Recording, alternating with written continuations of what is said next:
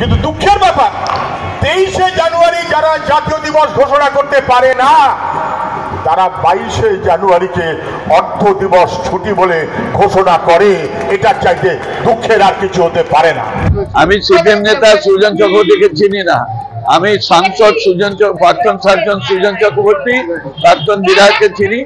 তিনি এখানে এসেছিলেন, তখন আমরা সবাইকে ডেকে মাল্যদান করলাম, তিনিও মাল্যদান করার ইচ্ছা প্রকাশ করলেন। আমরা তখন তাকে মাল্যদান দিতে করতে বললাম, এটা আমাদের দায়িত্ব, কর্তব্য একজন নাগরিক হিসাবে। আমি জানি না ইন্ডিয়া জোট মানে কি, রাজনৈতিক দলগুলো সেটা কি সম্পর্ক? এটা তো স্কুল আছে, ক্লাব আছে, বিএসএফ আছে, বামফ্রন্ট আছে। এটা তো মালদা শহরে নেতাজি দাঁড়িয়ে আছেন তার পাশে। এটার সঙ্গে আপনি ইন্ডিয়া মেলাবেন না। তবে ইন্ডিয়াতে মমতা ব্যানার্জি নিজেই বারবার বলছেন তিনি মিসফিট। এটা আমাদের খুব দুঃখের ব্যাপার।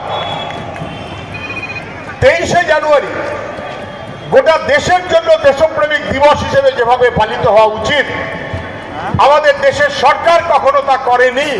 পশ্চিমবাংলায় দেশপ্রেমিক দিবস, পশ্চিমবাংলায় ছুটি মানে স্মরণ করার জন্য, ঘরে বসে ঘুমানোর জন্য না, এই মনোভাবের জন্য।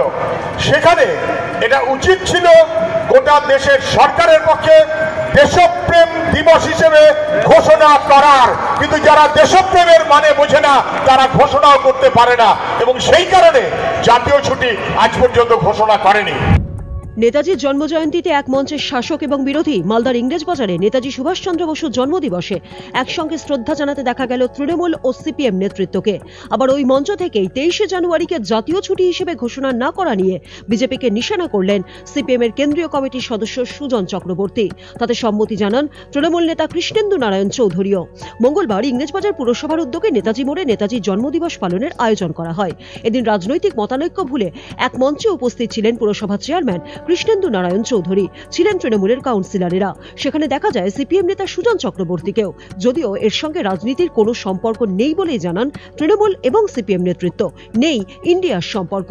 এদিন বিজেপিকে নিশানা করে সুজন বলেন, দিল্লিতে যে দল সরকার চালাচ্ছে তারা 23শে জানুয়ারি সরকারি ছুটি ঘোষণা করেনি, অথচ 22শে জানুয়ারি তারা অর্ধ দিবস ছুটি ঘোষণা করে। তবে সুজন এবং কৃষ্ণেন্দু কেউই এর সঙ্গে রাজনীতিকে যুক্ত করতে নারাজ। মালদা থেকে অরিন্দম বাগের রিপোর্ট, উত্তরবঙ্গ সংবাদ।